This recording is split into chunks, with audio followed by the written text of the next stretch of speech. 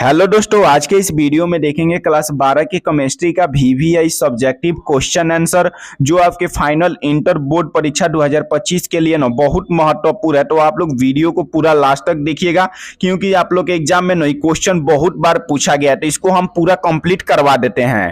पहला क्वेश्चन देखिएगा ना, फैराडे के प्रथम नियम को लिखे। फैराडे के प्रथम नियम को लिखना है। वैद्युत अपघटन में प्रत्येक इलेक्ट्रोड पर मुक्त होने वाली पदार्थ की मात्रा बिलियन में प्रवाहित होने वाली विद्युत धारा के अनुपात में होती है। इसी को ना फैराडे का प्रथम नियम कहा जाता है। वैद्युत अपघटन में प्रत्येक इलेक्ट्रोड पर मुक्त होने वाली पदार्थ की मात्रा बिलियन में प्रवाहित होने वाली विद्युत धारा के अनुपात में होती है। इसी को फैराडे का प्रथम नियम कहा जाता है। तो इसको आप लोग याद रखिएगा, एग्जाम में ना क्वेश्चन बहुत बार पूछा गया है आपके बोर्ड परीक्षा में। अगला क्वेश्चन देखिएगा ना, सेकंड नंबर क्वेश्चन कह रहा है फैराडे का दूसरा नियम लिखे। फैराडे का दूसरा नियम लिखे। ये भी क्वेश्चन आपके बोर्ड परीक्षा यानी इंटर बोर्ड परीक्षा में बहुत बार क्वेश्चन पूछा गया है, तो इसको भी आप लोग सेकंड नंबर क्वेश्चन को याद रखिएगा।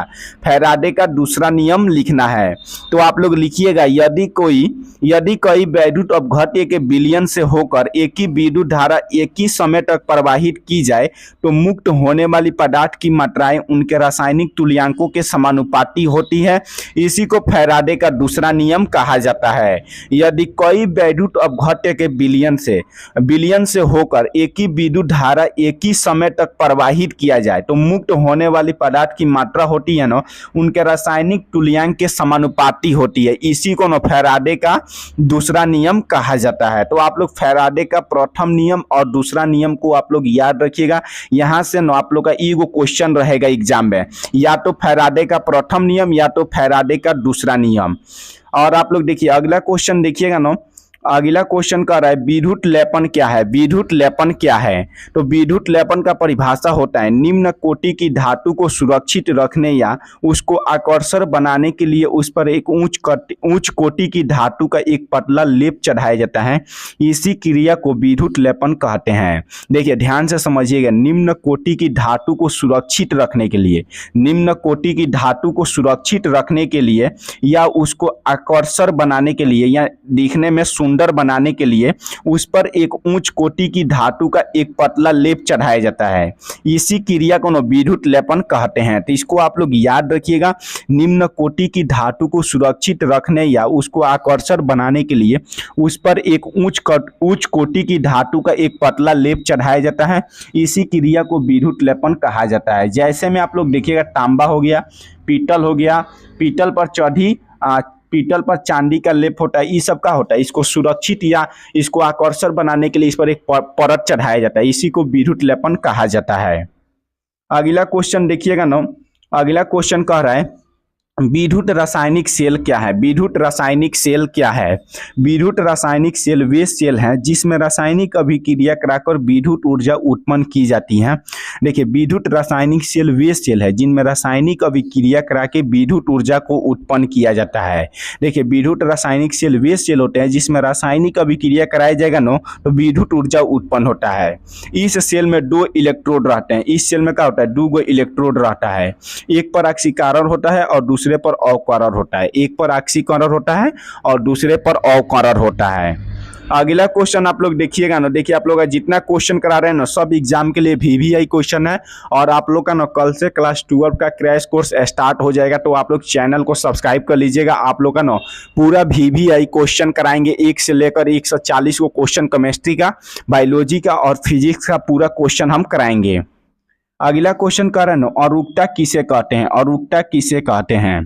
किसी अभिक्रिया में भाग लेने वाले परमाणुओं या अणुओं की न्यूनतम संख्या को अभिक्रिया की अरूपता कहते हैं। देखिए किसी अभिक्रिया में भाग लेने वाले परमाणुओं या अणुओं की न्यूनतम संख्या को अभिक्रिया की अरूपता कहते हैं। किसी भी अभिक्रिया में भाग लेने वाले परमाणुओं या अणुओं की न्यूनतम संख्या, न्यूनतम मतलब होता है कम संख्या, को अभिक्रिया की अरूपता कहते हैं।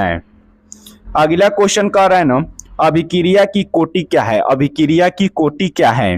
वेग समीकरण में प्रयुक्त सांद्रण पदों के घातों को योगफल को अभिक्रिया की कोटि कहा जाता है। देखिए वेग समीकरण में प्रयुक्त होता है ना, उसी के सांद्रण पदों के घातों का योगफल को नो अभिक्रिया की कोटि कहा जाता है। तो इसको आप लोग याद रखिएगा, वेग समीकरण में प्रयुक्त सांद्रण पदों के घातों के योगफल को अभिक्रिया की कोटि कहते हैं।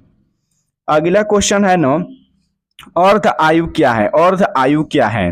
अभिक्रिया को ठीक आधा पूर्ण हो जाने में जितना समय लगता है उस अभिक्रिया की अर्ध आयु कहा जाता है। देखिए अभिक्रिया को न ठीक आधा पूर्ण हो जाने में, अभिक्रिया को मतलब आधा पूर्ण हो जाने में जितना समय लगता है उसी अभिक्रिया को अर्धायु कहा जाता है, उस अभिक्रिया की अर्धायु कहा जाता है। देखिए कोई भी अभिक्रिया हो गया, उसको आधा हो जाने में जितना समय लगता है ना, तो उस अभिक्रिया का उसे अर्धायु कहा जाता है।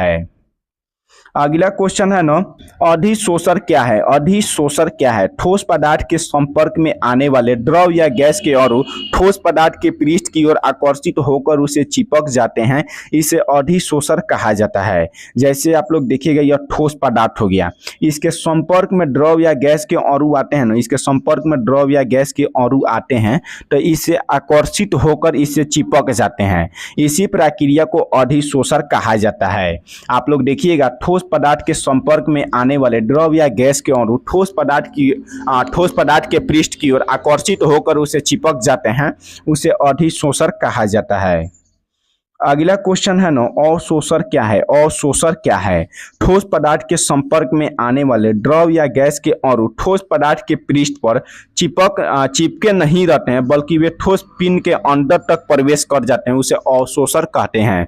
देखिए यह ठोस पदार्थ आपका हो गया, इसके संपर्क में जब द्रव या गैस का अणु आता है ना, जब द्रव या गैस का अणु आता है तो यह ना इसे चिपकता नहीं है, बल्कि ठोस पदार्थ के अंदर चल जाता है, ठोस पदार्थ के अंदर जाने का प्रवेश करता है, इसी को ना अवशोषण कहा जाता है। तो आपके एग्जाम में क्वेश्चन बहुत बार पूछा गया अधिशोषण और अवशोषण में अंतर लिखे, तो आप लोग दोनों का परिभाषा ऐसे लिख दीजिएगा तो आप लोग का 5 नंबर गारंटी है कि मिल जाएगा। तो आप लोग वीडियो को ज़्यादा से ज़्यादा शेयर कीजिएगा और चैनल को आप लोग अभी सब्सक्राइब कर लीजिएगा। और कल से आप लोग का ना क्लास 12 का पूरा VVI क्वेश्चन को कराया जाएगा, यानी क्रैश कोर्स। आप लोग के एग्जाम में जितना क्वेश्चन आएंगे ना, सभी क्वेश्चन क्रैश कोर्स में से ही रहेगा। तो आप लोग वीडियो को ज़्यादा से ज़्यादा शेयर कीजिएगा।